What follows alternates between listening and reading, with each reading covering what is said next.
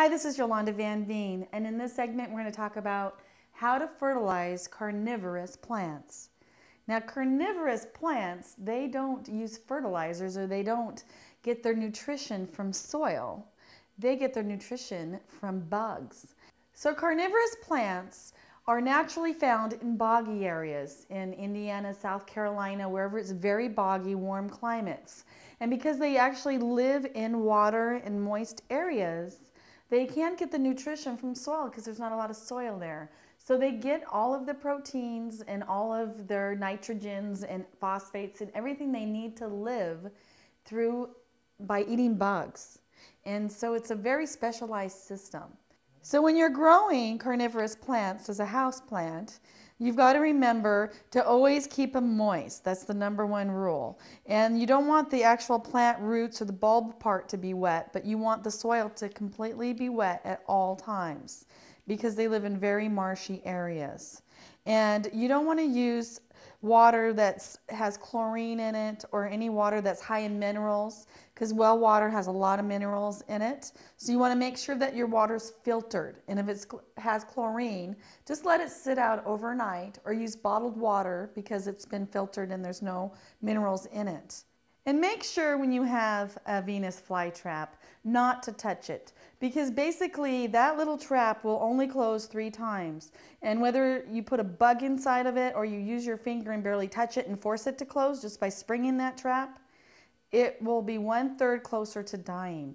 So the trick with the carnivorous plants, especially Venus flytrap, don't touch it at all. Just look at it because it's a really cool plant that you want to enjoy for as long as possible. So the best way to fertilize your carnivorous plants is not to fertilize them at all. They do not want any extra nutrients. They pretty much live off of the air and the nutrients that they obtain from bugs. And everyone wants to feed them ground beef and they think that that's the key, or give them lots of bugs to eat. But you've got to remember, every little trap will only close up to 3 times before that plant will die again. So you never want to feed it too often because you're going to kill it right away and it will be overfed. And they only want a bug to be maybe 1/8 the size of the plant. You don't want to have a large bug. They only need a tiny, tiny little bit. And then that way they can get all the nutrition they need from the bugs. But my rule of thumb is with my carnivorous plants, as long as you give them some water that's been distilled or has no minerals in it, and you just let it grow, it'll keep growing and growing and growing more traps. And if you feed it all the time, then it's going to finish its life cycle very quickly and it'll go dormant and it'll die right away. So I found by just letting it go and letting it grow, it will continue to have more and more little traps. And eventually they will die off. And I've even fed them just part of a bug whenever you find any bug in a windowsill. Make sure that there's no poison with that bug, that it hasn't been sprayed in any way. And you will find that you can have a Venus flytrap or any other carnivorous plant for many years. And when it does die, it's just going dormant.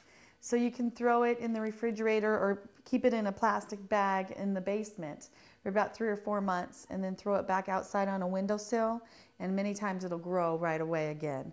And they need very bright indirect light. So a real sunny windowsill is the best place you can put it, as long as it's facing east and not west and it's not getting that hot sun that might burn it. The carnivorous plants are very easy to grow and they're very easy to take care of without fertilizers.